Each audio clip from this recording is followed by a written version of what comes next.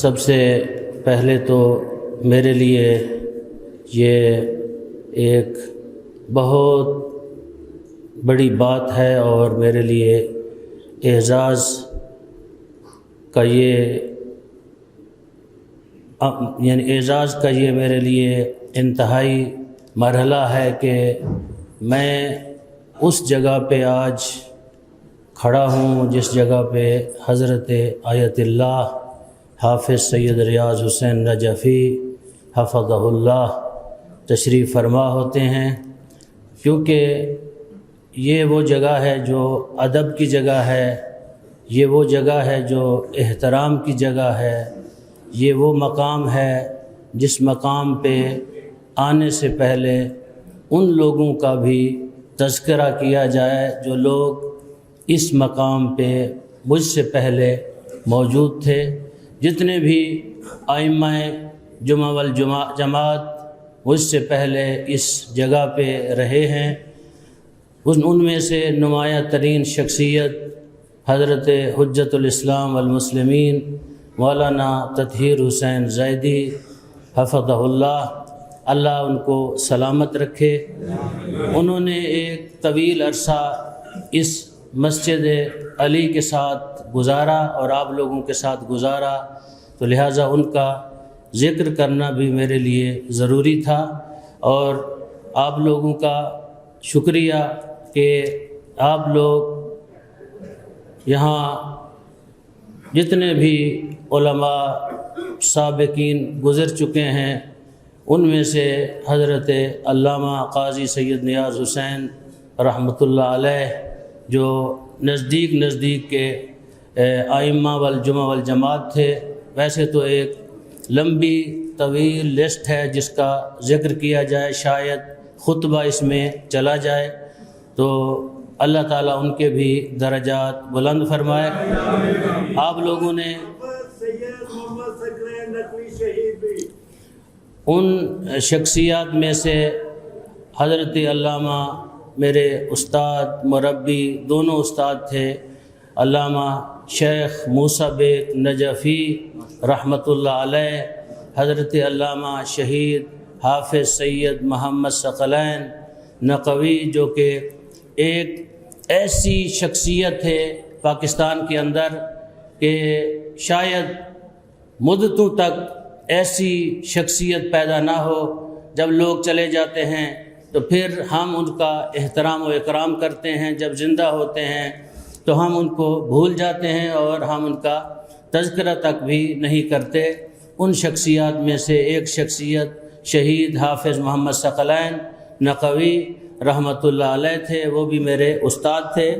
تو میں نے قرآن حکیم شہید غلام حسین نجفی رحمۃ اللہ علیہ کیونکہ امام جمعہ نہیں رہے، ایسے تو جامعہ کے بہت سارے اساتذہ ہیں، میرے اساتید ہیں، ان کا بھی ذکر کروں تو پھر زیادہ لمبا ہو جائے گا۔ تو میرا موضوع جو ہے آج کے خطبے میں انشاءاللہ آئندہ بھی خطبوں میں شاید اگلے کچھ جمعے میں نہ ہوں، لیکن بعد میں آنے والے جمعوں میں انشاءاللہ میں آپ کی خدمت میں جب حضرت آیت اللہ حافظ سید ریاض حسین نجفی حفظہ اللہ نہیں ہوں گے تو میں آپ کی خدمت میں ہوں گا، تو میرا موضوع قرآن حکیم پہ رہے گا انشاءاللہ، کیونکہ یہ وہ کتاب ہے جس کو اللہ نے ہمارے حبیب کے اوپر نازل کر کے ہمارے اوپر ایک احسان کیا ہے۔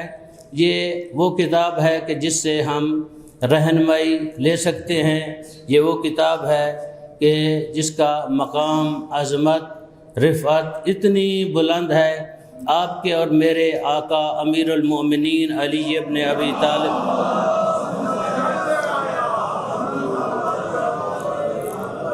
ایک طویل خطبے میں حضرت نے فرمایا کہ اس کے تقریباً 4 نکات کو میں نے نوٹ کیا ہے، وہ آپ کی خدمت میں عرض کروں گا۔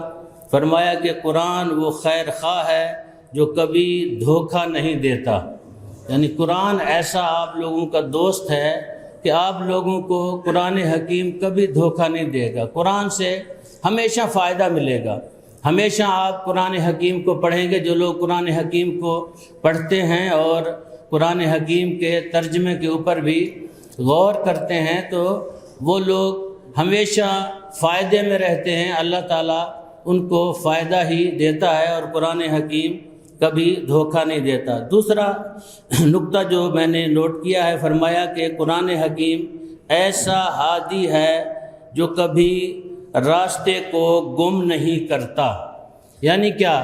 آپ قرآن حکیم سے رہنمائی لینا چاہیں تو آپ کا راستہ نہیں گم ہوگا، آپ کسی دوسرے راستے کی طرف نہیں جائیں گے، کسی غلط راستے کی طرف نہیں جائیں گے، آپ ہمیشہ اس راستے کی طرف جائیں گے جو اللہ کا راستہ ہے، جو توحید کا راستہ ہے، جو انبیاء کا راستہ ہے، جو ائمہ کا راستہ ہے، جو اہل بیت علیہم السلام کا راستہ ہے۔ قرآن ہمیشہ آپ کو نصیحت کرتا ہے اہل بیت علیہم السلام کے راستے کی، اور ہمیشہ قرآن کے ساتھ آپ تمسک رکھیں۔ تیسری بات جو حضرت نے تیسرا نقطہ فرمایا کہ قرآن ایسا بیان کنندہ ہے جو کبھی جھوٹ نہیں بولتا۔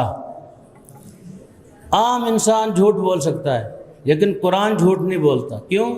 قرآن جو ہے ایک معصوم نمائندہ ہے آپ کے گھروں میں، اللہ کی طرف سے ایک ایسا اللہ کا نمائندہ ہے جو عصمت پہ فائز ہے، جس کے اندر کوئی کجی نہیں ہے، جس کے اندر کوئی کمی نہیں ہے، جس کے اندر کوئی ایسی چیز نہیں ہے جس کو آپ سمجھیں کہ یہ غلط چیز ہو۔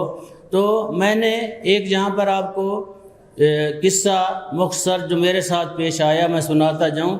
میں نے ایک دفعہ یو کے اندر لیوٹن ایک شہر ہے، وہاں پہ مجلس کے لیے گیا ہوا تھا۔ کچھ دوستوں نے مجھے گھر پہ بلایا، تو انہوں نے مجھے جب بلایا چائے پہ تو ایک سوال کیا، کہا مولانا آپ اپنی زندگی سے مطمئن ہیں؟ میں نے کہا میں مطمئن ہوں ان سے۔ کہا کہنے لگے کیسے مطمئن ہیں؟ میں نے کہا اس لیے مطمئن ہوں کہ میں ہر روز صبح کو اٹھ کے اللہ کے معصوم نمائندے کی ملاقات کرتا ہوں۔ ہر روز میری اللہ کے معصوم نمائندے سے ملاقات ہوتی ہے۔ وہ پریشان ہو گئے، آپ بھی پریشان ہو گئے ہوں گے، وہ پریشان ہو گئے کہ مولانا کو امام زمانہ کی ملاقات ہوتی ہے۔ میں نے کہا ایسی کوئی بات نہیں ہے کہ حضرت حجت کی ملاقات مجھے نہیں ہوتی، بلکہ اللہ نے ہمارے اور آپ لوگوں کے امتحان کے لیے ایک ایسا نمائندہ ہر گھر میں بھیجا ہے۔ اللہ ہمیں چیک کرنا چاہتا ہے ہم کتنا اس معصوم نمائندے کا احترام کرتے ہیں، تاکہ اللہ حضرت حجت کا ظہور کر دے۔ اللہ ہمیں دیکھنا چاہتا ہے، اللہ ہمیں چیک کرنا چاہتا ہے کہ ہم میں سے کتنے لوگ ہیں جو اس معصوم نمائندے کے ساتھ متمسک ہیں، اس کا احترام کرتے ہیں۔ یہ وہ اللہ کا نمائندہ ہے جو صامت نمائندہ ہے، جو کلام نہیں کرتا، بولتا نہیں ہے لیکن جھوٹ بھی نہیں بولتا، کلام بھی نہیں کرتا، جھوٹ بھی نہیں بولتا۔ یہ ایسا نمائندہ ہے جو خاموش نمائندہ ہے۔ اللہ چاہتا ہے کہ اس نمائندے کے ساتھ آپ لوگوں نے کیا کیا، تاکہ میں اس نمائندے کو بھیجوں جو ناطق نمائندہ ہے، جو اس کی تفسیر کرنے والا ہے، جو اس کو آپ کو بتانے والا ہے کہ یہ نمائندہ کس مقام پہ فائز ہے اور اس نمائندے کو ہم نے کس لیے بھیجا ہے۔ ایک بلند تر صلوات پڑھیں۔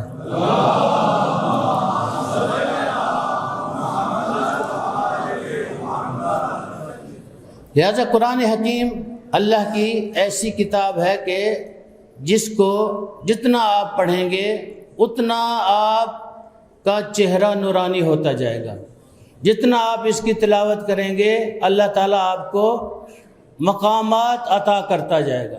بہت سارے ایسے ہم نے لوگ دیکھے ہیں کہ جنہیں اللہ تعالیٰ نے مقامات عطا کیے، جس طرح حضرت آیت اللہ العظمہ آغا خوئی، آغا نجفی یہاں پہ موجود ہیں۔ آغا خوئی استاد تھے حضرت آیت اللہ حافظ سید ریاض حسین نجفی کے، وہ ان کی بینائی چلی گئی تھی، نابینا ہو گئے تھے۔ آخر عمر میں انہوں نے قرآن حکیم کو حفظ کیا، جب حفظ کر لیا تو اللہ نے بینائی دوبارہ پلٹا دی۔ قرآن حکیم ایسا نور ہے، ایسا نور ہے کہ آپ تصور نہیں کر سکتے۔ آپ کے اور میرے ذہنوں سے بالا تر ہے قرآن حکیم۔ قرآن حکیم کوئی معمولی کتاب نہیں ہے، یہ بھی کوئی معمولی جملے نہیں ہیں، امیر المومنین کی زبان سے نکلے ہوئے جملے ہیں کہ قرآن حکیم ایسی کتاب ہے، ایسا آپ کا دوست ہے، آپ سے کبھی جھوٹ نہیں بولے گا۔ عام لوگ، میں، آپ لوگ، آپ کے دوست، ہم جھوٹ بول لیں گے۔ مجھے فرض کریں صدیقی صاحب کہتے ہیں مولانا کل آ جائیں، میں وعدہ کر دوں گا جی صدیقی صاحب میں آؤں گا، لیکن ہو سکتا ہے میں نہ جاؤں۔ میرے دل میں ایسی بات ہو کہ میں ان کو کہہ بھی دیتا ہوں، جاؤں گا بھی نہیں، بہانہ بنا لوں گا۔ لیکن قرآن حکیم وہ کتاب ہے جس کے اندر کوئی کجی نہیں ہے، کوئی قرآن حکیم کے اندر اس طرح کی بات نہیں ہے کہ قرآن کسی سے وعدہ کرے اور کیا ہے پھر قرآن حکیم کہے کہ میں وعدہ پورا نہیں کروں گا۔ چوتھا نقطہ فرمایا قرآن حکیم، جو قرآن حکیم سے ہم مجلس ہوگا، یعنی قرآن حکیم کے ساتھ تمسک رکھے گا، ہم مجلس کیا ہوتے ہیں؟ جیسے آپ کوئی ابھی جمعہ ہے، آپ آپس میں ہم مجلس ہیں، بیٹھے ہوئے ہیں، جو قرآن حکیم کے ساتھ بیٹھے گا۔ ماہ مبارک رمضان جس میں آپ تشریف فرما ہے، یہ قرآن حکیم کے لیے بہار کا مہینہ ہے، تو کتنے لوگ ہیں ہم میں سے جو قرآن حکیم کا احترام کرتے ہیں؟ کتنے لوگ ہیں ہم میں سے مجھ سمیت جو قرآن حکیم کو وہ مقام دیتے ہیں جو قرآن حکیم چاہتا ہے؟ کتنے لوگ ہیں ہم جتنے لوگ یہاں موجود ہیں جو قرآن حکیم کی اس مجلس میں آتے ہیں جو علی مسجد میں کیا ہے افطار سے پہلے شروع ہوتی ہے، یہاں جلسہ قرآن ہوتا ہے، لوگ بیٹھ کے قرآن حکیم پڑھتے ہیں۔ کتنے لوگ ہیں آتے ہیں؟ بہت کم لوگ۔ قرآن حکیم کیا ہے؟ قبلہ صاحب بھی آپ کو بارہا قرآن حکیم کے بارے میں تاکید کرتے رہے، میں بہرحال اس کہتے ہیں کہ منصب پہ فائز نہیں ہوں کہ اس طرح آپ کو میں ڈانٹ دوں اور آپ کو کہوں کہ یہ کرو وہ کرو، لیکن میں آپ کو متوجہ کر سکتا ہوں، آپ کو اس کی طرف آپ کی توجہ دلوا سکتا ہوں کہ ہم میں سے کتنے لوگ ہیں ہم قرآن حکیم کے اس پروگرام میں آتے ہیں، یا کتنے لوگ ہیں جو گھر میں ہم قرآن حکیم کے لیے پروگرام کرتے ہیں۔ ہمارے بر صغیر میں یہ رواج ہے کہ قرآن حکیم کے اوپر ایک غلاف چڑھایا جاتا ہے، وہ غلاف بھی پھر اس کو باندھ دیتے ہیں، باندھ کے پھر اتنا اوپر رکھتے ہیں جہاں کسی کا ہاتھ بھی نہ جائے۔ میں یہاں کی بات نہیں کر رہا کہ بہر کی بات کر رہا ہوں، کسی جگہ پہ محرم کے لیے گیا تو میں نے کہا قرآن لے آؤ، قرآن لے آئے تو میں نے کھولنا چاہا، اس کی گریں مجھ سے نہیں کھلی۔ میں نے صاحب خانہ کو بلایا، میں نے کہا کہ یہ قرآن حکیم کو کب سے باندھ کے رکھا ہے؟ کہنے لگا مولانا صاحب مجھے تو پتہ نہیں، میری بیوی پڑھتی تھی، میں اس سے پوچھتا ہوں کہ کب سے باندھا ہے قرآن حکیم کو۔ بیوی سے جا کے پوچھا، اس نے کہا کہ 3-4 مہینے ہو گئے ہیں اس کو باندھ کے رکھا ہوا ہے قرآن حکیم کو۔ میں نے کہا یہ تو کھل نہیں رہا۔ پھر وہ کینچی لے آئے، اس سے کاٹا اس کی گرے کو، تب وہ کہے کھلا۔ میں نے پوچھا یہ کیوں کیا ہے آپ نے؟ کہنے لگے اس لیے کہ بچے ہیں چھوٹے، قرآن حکیم کی بے عزتی یا بے حرمتی نہ کر دیں۔ تو میں نے ان سے کہا کہ چھوٹے بچے جو ہیں ان کے اوپر ابھی تک یہ تکلیف نہیں آئی، واجب نہیں ہوا کہ وہ وضو کریں قرآن حکیم کو ہاتھ لگائیں، وہ تو ایسے بھی ہاتھ لگا سکتے ہیں۔ آپ نیچے رکھیں گے تو بچے قرآن حکیم کے کیا ہیں جس کے ساتھ تمسک کریں گے، نزدیک آئیں گے۔ آپ دیکھتے ہوں گے گھروں میں بچے جب بڑے قرآن حکیم کو چوم رہے ہوتے ہیں، بچے بھی کیا ہے چومنے کی کوشش کرتے ہیں۔ اگر قرآن حکیم اوپر پڑا ہوا ہوگا تو پھر کیا ہے قرآن حکیم کو کوئی چومنے کے لیے بھی تیار نہیں ہوگا اور پڑھنے کے لیے بھی تیار نہیں ہوگا۔ قرآن حکیم اگر نیچے ہوگا تو وہ آپ کا ہم مجلس ہوگا، آپ کا دوست ہوگا۔ امیر المومنین فرماتے ہیں کہ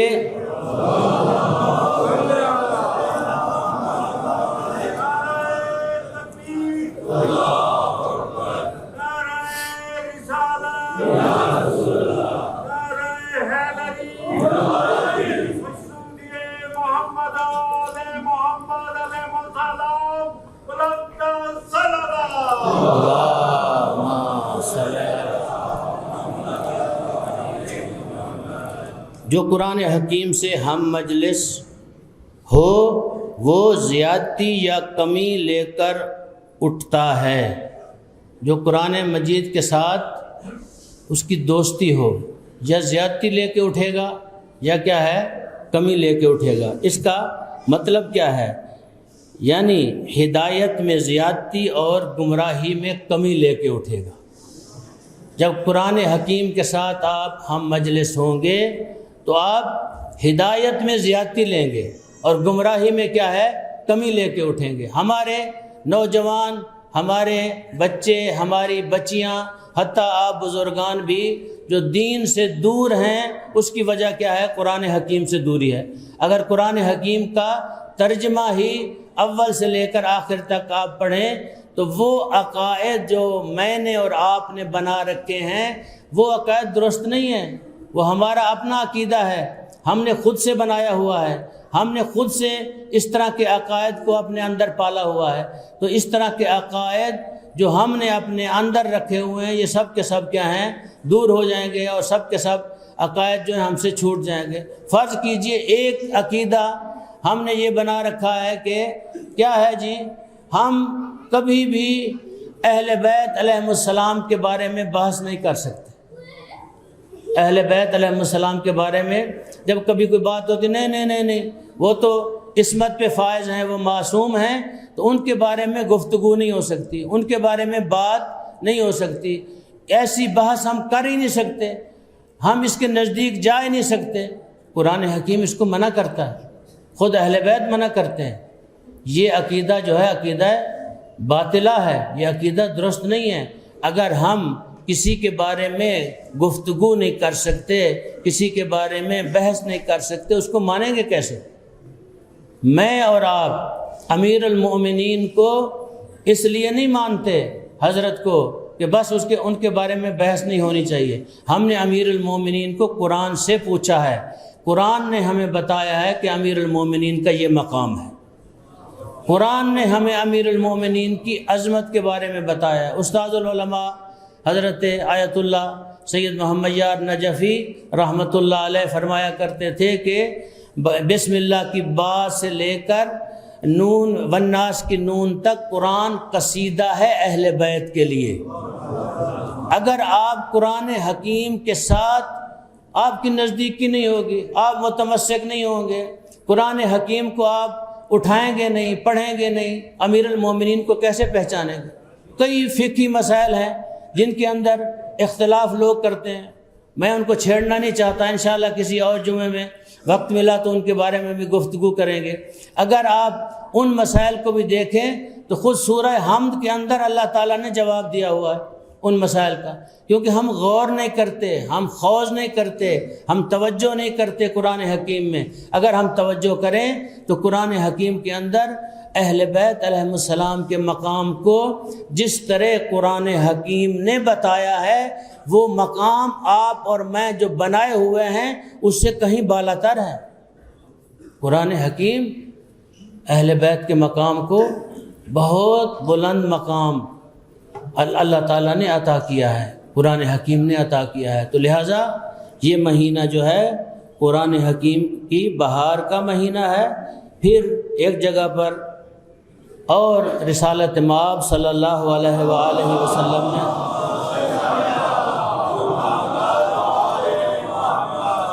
فرمایا افضل العبادہ قراءۃ القرآن، بہترین عبادت قراءت قرآن ہے، قرآن حکیم کا پڑھنا ہے، بہترین عبادت۔ اسی طرح ایک اور حدیث کے اندر فرمایا افضل الاعمال انتظار الفرج، بہترین عمل حضرت حجت کا انتظار ہے، بہترین عمل قرآن کی تلاوت ہے، اور بہترین عمل حضرت حجت کا کیا ہے؟ انتظار ہے۔ دو ائمہ کو کہا گیا ہے شریک قرآن، ایک حضرت حجت کو اور ایک سید الشہداء امام حسین علیہ السلام کو۔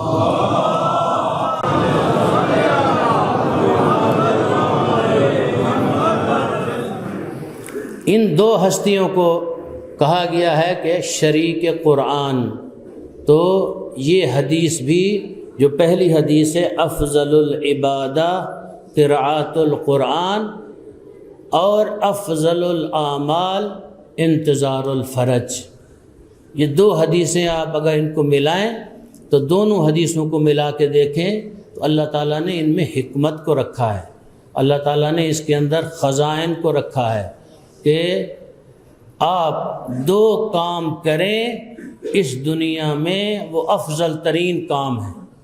ایک میرے ایسے نمائندے کے ساتھ تمسک رکھیں جو کیا ہے صامت نمائندہ ہے، اور ایک ایسے نمائندے کے ساتھ تمسک رکھیں جو ناطق نمائندہ ہے۔ اللہ نے دو نمائندے اس دنیا میں آپ کے لیے بھیجے ہیں، ایک قرآن کو اور ایک کیا ہے حضرت حجت کو۔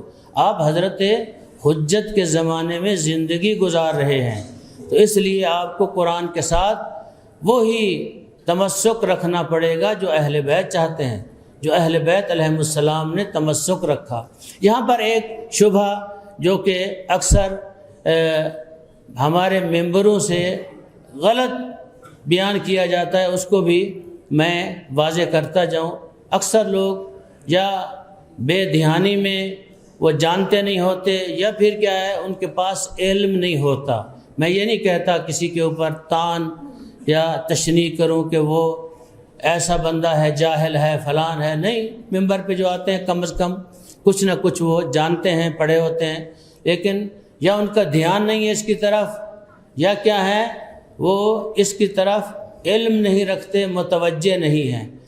وہ کیا چیز ہے؟ وہ یہ ہے کہ جب جناب سیدہ سلام اللہ علیہا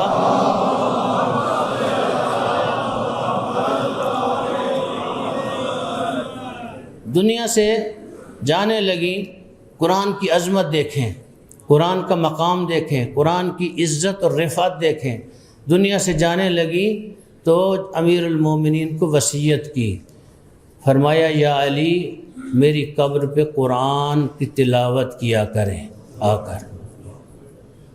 بعض لوگ بے دہانی میں کیا کہتے ہیں کہ قرآن بہانہ تھا، علی کی ملاقات کرنا چاہتی تھی زہرا سلام اللہ علیہ۔ یہ کیا ہے؟ یہ بالکل غلط نظریہ ہے کہ قرآن بہانہ تھا، جناب سیدہ امیر المومنین کی ملاقات کرنا چاہتی تھی، اس لیے بی بی نے فرمایا تھا کہ امیر المومنین آئے میری ان سے ملاقات ہو جائے۔ کیا آپ سوچ سکتے ہیں کہ امیر المومنین جناب سیدہ کی قبر پہ نہ جائیں؟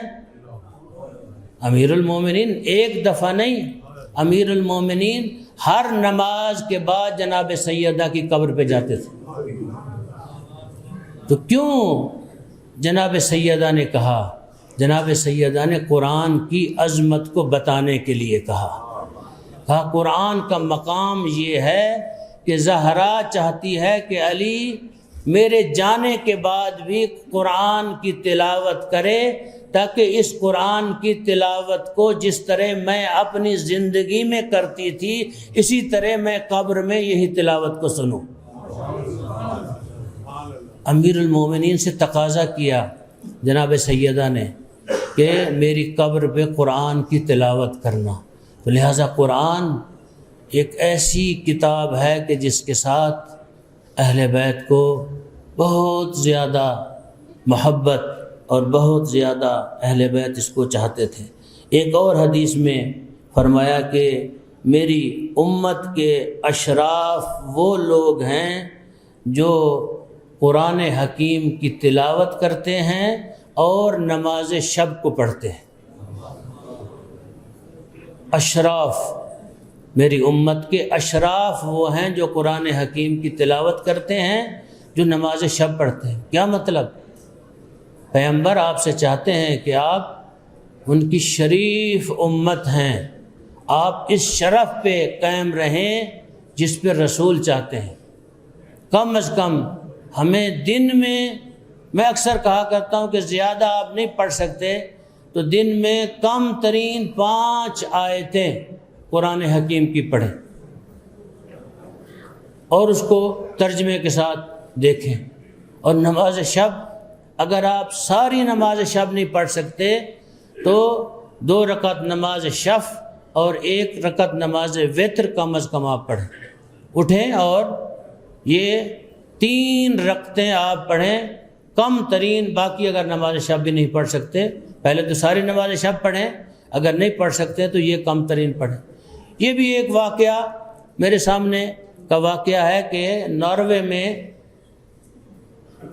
حضرت آیت اللہ حافظ سید ریاض حسن نجفی درس دے رہے تھے، درس یہی قرآن حکیم کے بارے میں۔ آپ کیونکہ ان کے درس سنتے رہتے ہیں، وہ ہمیشہ قرآن حکیم قرآن حکیم قرآن حکیم، حتیٰ جانے سے پہلے بھی ایک عالم دین کا مظفر گڑھ سے فون آیا تو ان سے بھی کہا کہ اگر آپ چند دینیات سینٹر میں قرآن حکیم کو رائج کر دیں تو ان علماء کو میں اپنی جیب سے پیسے دوں گا۔ اتنی محبت قرآن حکیم کے ساتھ ہے ان کو۔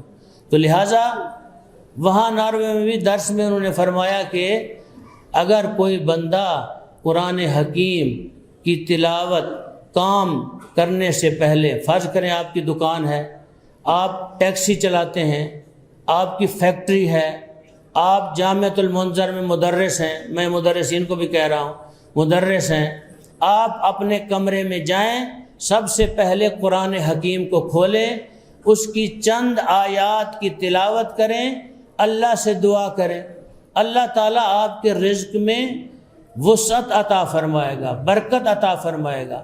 تو وہاں پر انہوں نے تقریر میں کہا، تو چند سال بعد ایک رسول نگر کے ہیں حاجی اسلم صاحب، تو ان کی دکان تھی، وہاں ہم گئے تو انہوں نے جو ہی دکان کھولی، قبلہ صاحب بھی ساتھ تھے، پھر بند کر دی، قرآن حکیم اوپر رکھا ہوا تھا، اٹھایا، تلاوت کی، تھوڑی دیر کے بعد پھر بند کیا، پھر رکھ دیا۔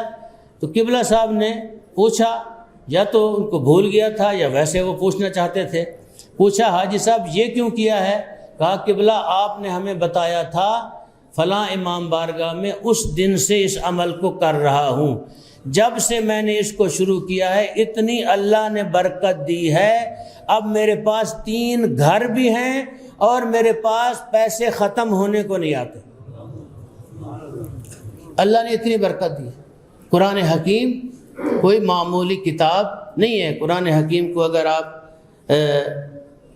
پڑھیں تو اللہ تعالیٰ اس میں ایک بلند تر صلوات پڑھیں۔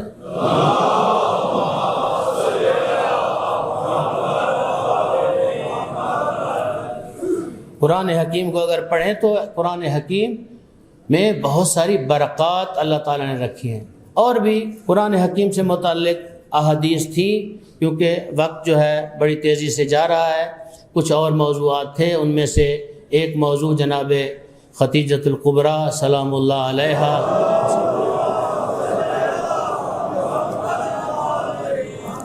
کیونکہ 10 رمضان المبارک کو جناب ختیجہ کی وفات تھی۔ ختیجہ الکبریٰ سلام اللہ علیہا وہ خاتون تھی کہ جس کا مقابلہ کوئی دنیا کی خواتین میں سے بغیر سیدہ زہرا کے، زہرا افضل ترین خاتون ہیں، اس کے بعد اگر دنیا میں کوئی افضل ترین بی بی ہے تو وہ ختیجۃ الکبریٰ سلام اللہ علیہا۔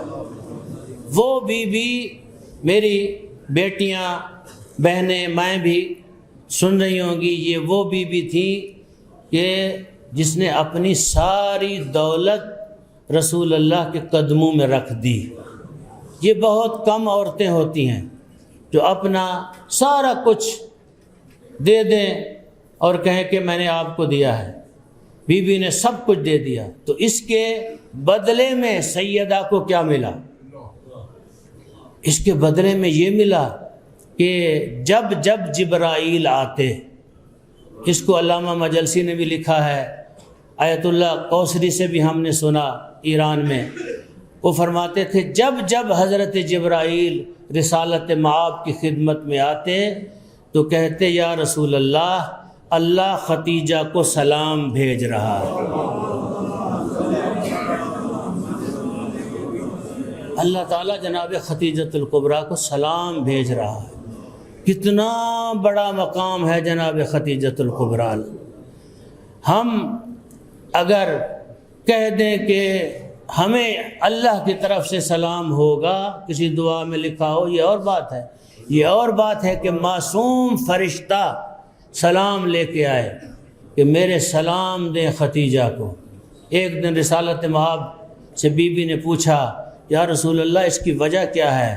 کہ اللہ ایک مرتبہ سلام بھیج دیتا، 2 مرتبہ، جب جب جبرائیل آتا ہے سلام لے کے آتا ہے۔ رسالت مآب نے کہا ختیجہ جو تو نے کام کیا ہے کائنات میں کوئی بی بی نہیں کر سکتی، تو اس وقت میرا سہارا بنی ہے جب کوئی میرا سہارا بننے کے لیے تیار نہیں تھا، تو نے اس وقت اپنی دولت مجھے دی ہے جب کوئی اور دولت دینے کے لیے تیار نہیں تھا۔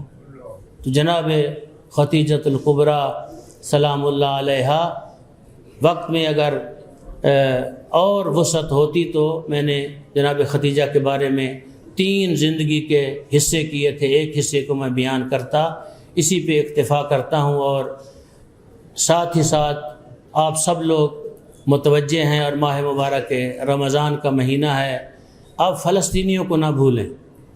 فلسطینی آپ کے انتظار میں ہیں، فلسطینی آپ سے چاہتے ہیں کہ آپ ان کی پکار کو پہنچیں اور وہ آپ کو بلا رہے ہیں، فلسطینیوں کے بچے بلا رہے ہیں۔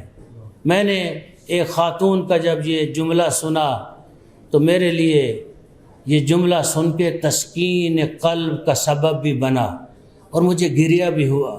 وہ خاتون کہہ رہی تھی کہ ہمارے لیے وہ لوگ اچھے ہیں جن کو آپ برا کہتے تھے، وہ لوگ اچھے ہیں جو کہتے ہیں لبیک یا حسین، وہ لوگ اچھے ہیں ہمارے لیے، وہ ہماری مدد کر رہے ہیں، وہ شیعہ ہیں جو ہماری مدد کر رہے ہیں۔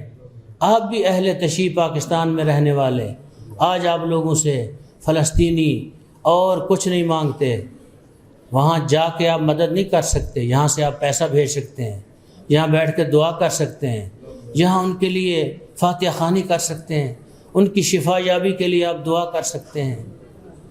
اعوذ باللہ من الشیطان الرجیم، بسم اللہ الرحمن الرحیم۔